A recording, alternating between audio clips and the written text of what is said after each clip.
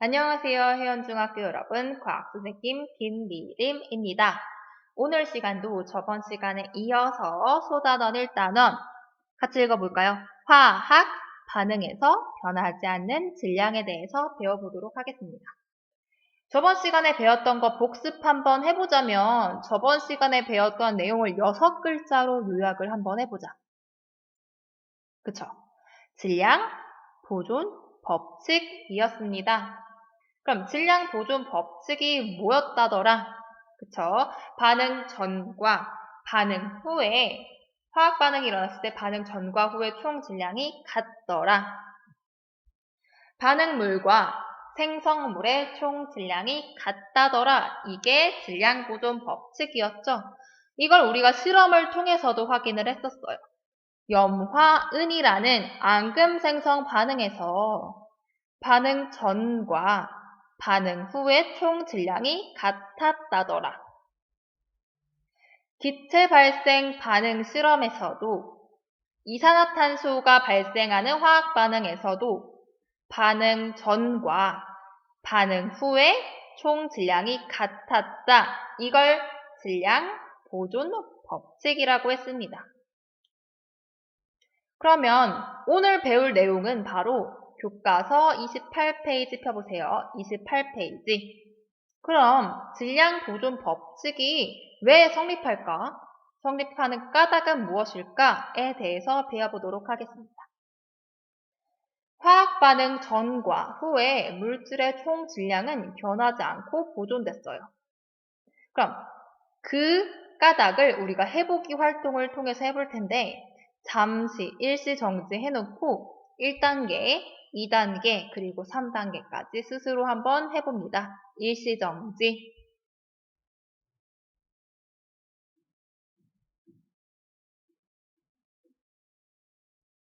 여러분 스스로 다 채웠다고 생각하고 같이 한번 해볼게요. 1단계. 화학 반응식을 한번 써봤어요.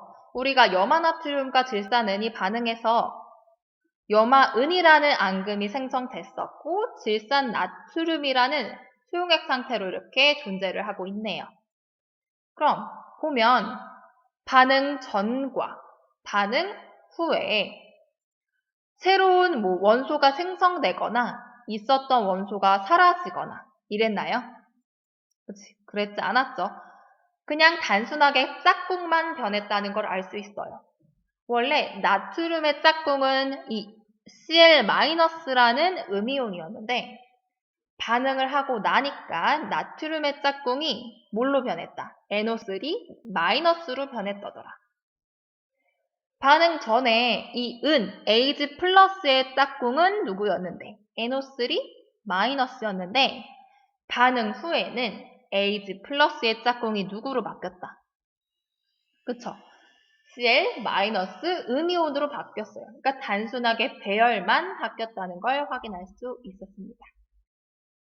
그럼 2단계는 1단계를 바탕으로 반응 전과 반응 후에 원자의 수를 종류별로 한번 비교해 볼게요.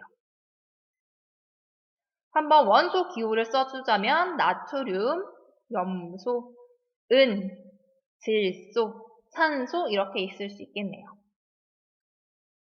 우리가 이온 상태로 묶을 때는 NO3- 이렇게 하나로 묶지만 원자 하나하나를 분류할 때는 질소, 산소 따로따로 봐야 된다는 것 유의하시고요. 같이 한번 해봅시다. 나트륨은 반응 전에 몇 개? 하나. 나트륨 반응 후에 몇 개? 하나. 그 다음에 염소 원자는 반응 전에 하나. 반응 후에도 하나. 마찬가지로 은도 반응 전에 하나. 반응 후에 하나. 질소도 반응 전에 하나. 반응 후에 하나. 마지막으로 산소 몇 개인지 확인해 볼게요. 산소 반응 전에 하나, 둘, 세 개. 반응 후에 몇 개? 하나, 둘, 세 개. 즉, 종류도 변하지 않았고, 그 다음에 원자의 수도 변하지 않았다는 걸 확인할 수 있었습니다. 반응 전에 없었던 뭐 새로운 뭐 수소 아니면 뭐 철 아니면 아연 이런 애들이 새로 만들어지지 않았잖아요. 반응 후에 갑자기 나트륨이 없어지거나 아니면 산소가 없어지거나 이러지 않았잖아요. 그치? 개수도 변하지 않았고 원자의 종류도 변하지 않았습니다. 이번에 3단계 한번 해볼게요. 위 단계를 바탕으로 반응 전후의 물질의 질량을 비교해 볼 거예요. 어떻게 됐을까? 한번 같이 읽어볼게요. 화학 반응 전후 원자의 종류가 같았죠. 나트륨, 염소, 은, 질소, 산소.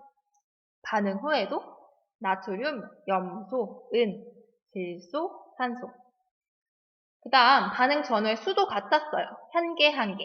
염소 한 개, 한 개. 같으므로 반응 전후의 물질의 질량은 같대요. 왜 그러는지 한번 보면 이 원자의 종류가 다르죠. 다른 원자의 종류는 각각 고유한 본인의 질량을 가지고 있어요. 한번 선생님이 주기율표를 한번 보여줄 텐데 수소부터 뭐 118번까지 보여주고 있어요. 잘 보일진 모르겠지만 여기 원자 번호, 그다음 원소 기호, 그다음에 원소명, 그다음 원자량 이런 게 나와 있는데 한번 확대해서 한번 볼게요. 예를 들어서 질소를 한번 보자. 질소는 원자 번호가 7번이고 그 다음에 질소를 원소 기호로 나타내면 대문자 N이래요. 그래서 이 질소를 한국말로 그 다음 영문으로 표시했고 여기 원자량이라고 되어 있는데 이게 질소 하나의 질량이라고 보면 돼요. 질량. 이거는 각각의 이 원소가 고유하게 가지고 있는 특성이기 때문에 변하지 않습니다. 그래서 예를 들어서 질소의 질량은 14이다. 간단하게. 산소의 질량은 15이다. 염소의 질량은 35이다. 이렇게 간단하게 한번 표현해 볼 수 있습니다. 그러면 다시 돌아와서 간단하게 선생님이 그 나트륨과 염소와 은과 질소, 산소의 질량을 한번 표시해 봤어요. 그러니까 나트륨 하나는 23이야, 질량이. 염소의 질량은 35, 은은 107, 질소는 14, 산소는 16이라고 해볼게요. 그럼 하나하나의 질량은 변하지 않아. 그 다음에 원자의 종류도 변하지 않았어. 그 다음에 이 원자의 개수도 변하지 않았어. 그럼 반응 전의 총 질량과 반응 후의 총 질량은 당연히 같겠죠. 그쵸? 원자 하나하나의 질량이 변하지도 않았고 종류도 변하지 않았고 수도 변하지 않았으니까. 그럼 28쪽 마무리 한번 해볼게요. 화학 반응이 일어날 때 질량 보존이 성립하는 까닭은 무엇일까? 읽어볼게요. 화학 반응이 일어날 때 원자가 새로 생기거나 없어지지 않았죠. 뭐 나트륨이 갑자기 없어졌어요.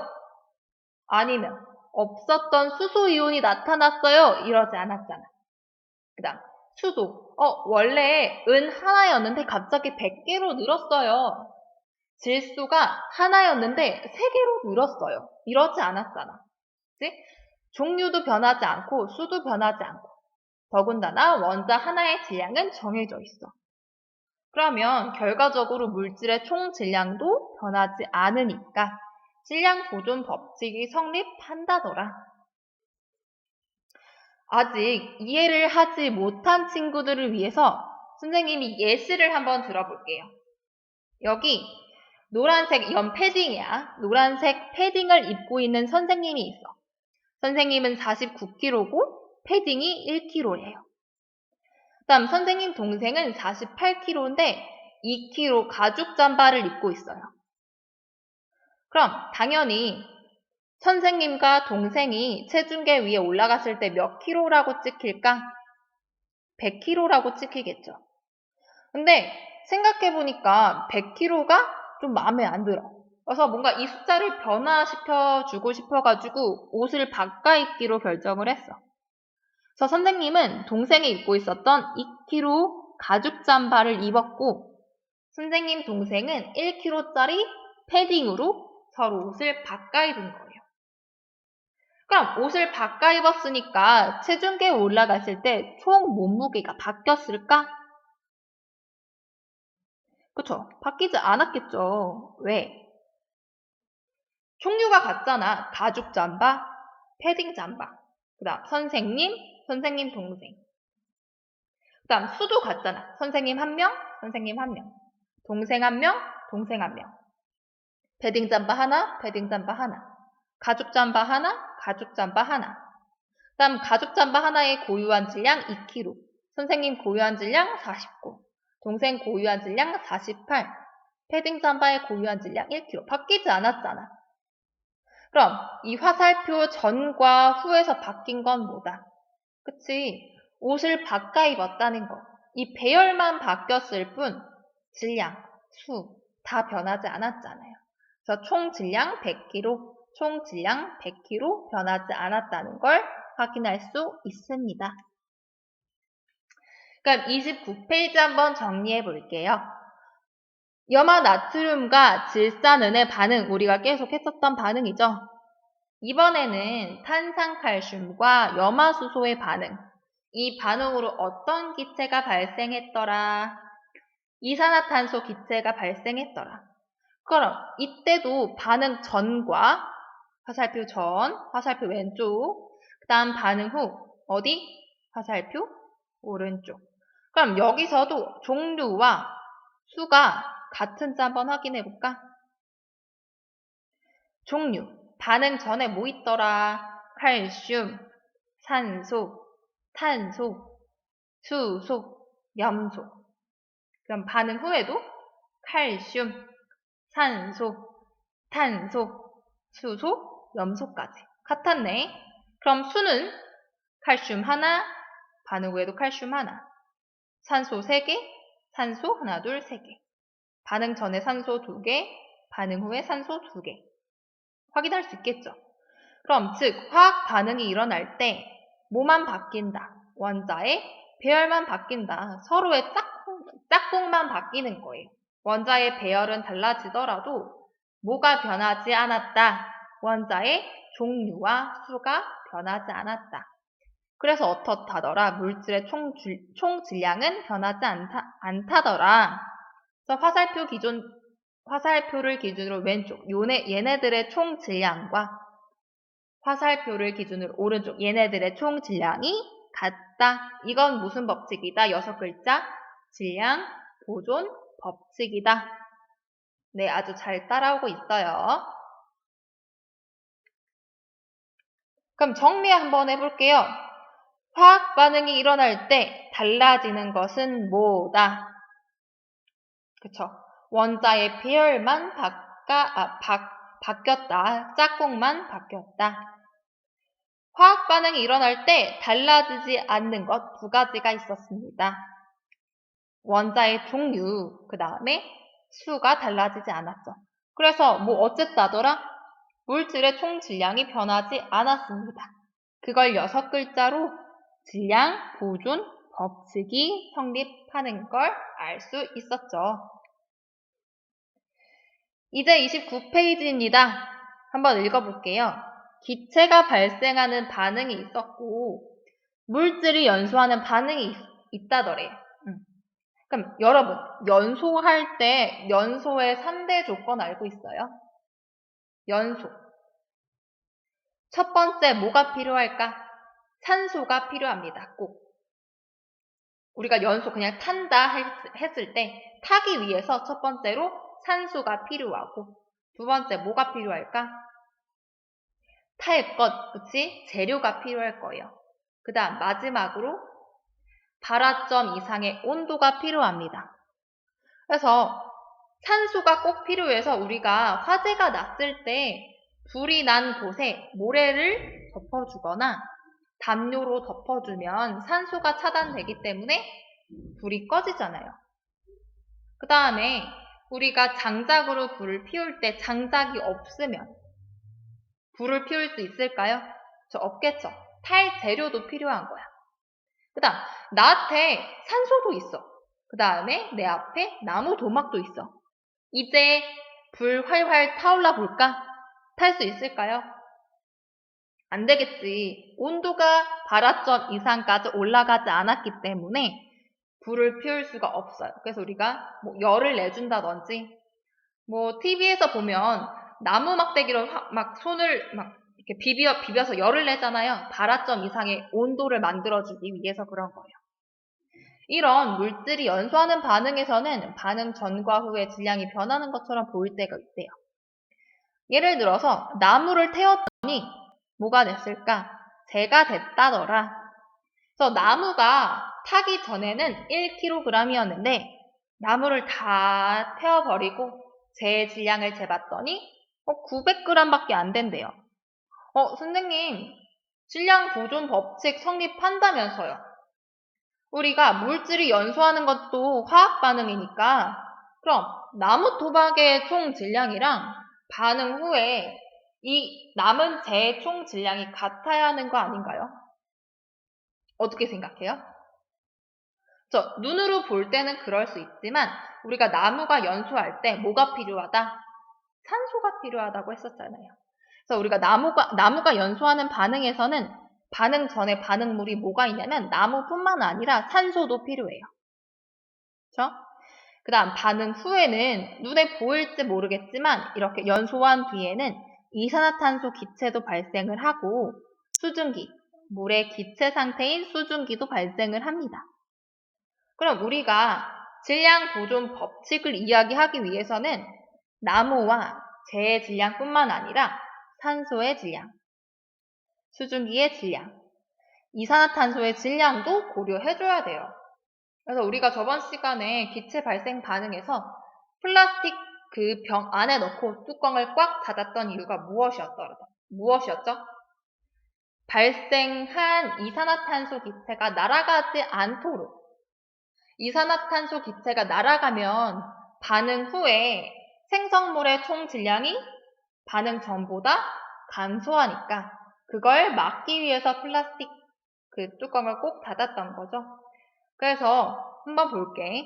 나무가 연소할 때 생성되는 CO2, 이산화탄소 기체와 수증기가 공기 중으로 날아가서 그 이산화탄소와 수증기의 질량을 뺀 나머지 재의 질량만 측정했기 때문에 1kg이 아니라 900g, 850g 이렇게 측정이 될 수 있다. 그래서 반응 전과 후에 변하는 것처럼 보여도 산소, 수증기, 이산화탄소까지 다 고려하면 질량 보존 법칙이 성립한다더라. 그래서 나무가 연소할 때 반응하는 산소, 반응물, 그 다음에 생성되는 이산화탄소, 수증기 이런 생성물의 질량을 모두 고려하면 반응 전과 후의 질량은 같습니다. 질량 보존 법칙이 성립하는 거예요. 이제 29페이지 마무리해 봅시다. 스스로 확인하기 1번, 2번, 3번 여기 열쇠까지 스스로 한번 풀어보세요. 일시정지하고 풀어봅니다. 일시정지.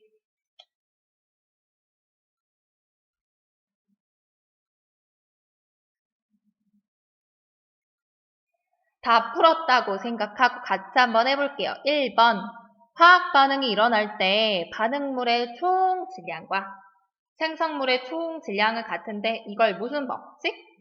질량 보존 법칙이라고 한다. 2번, 화학 반응이 일어날 때 물질을 구성하는 원자에 이것과 이것은 변하지 않는다고 했어. 화학 반응이 일어날 때 원자의 배열은 바뀌어도 모와 모는 변하지 않더라.